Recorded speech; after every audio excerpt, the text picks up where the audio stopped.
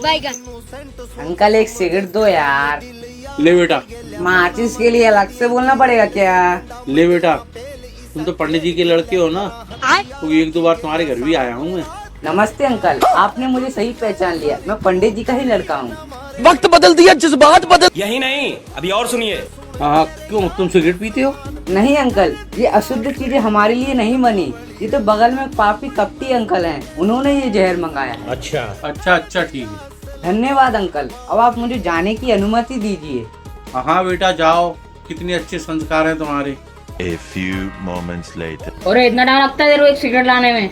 अरे वो दुकान वाला माटा पच्ची करने लगा ना मेरा भाई, उसको समझा के आ रहा हूँ अभी। ले तू सिगरेट पी।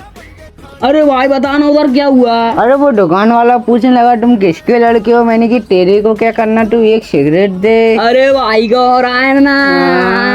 मेरी जान।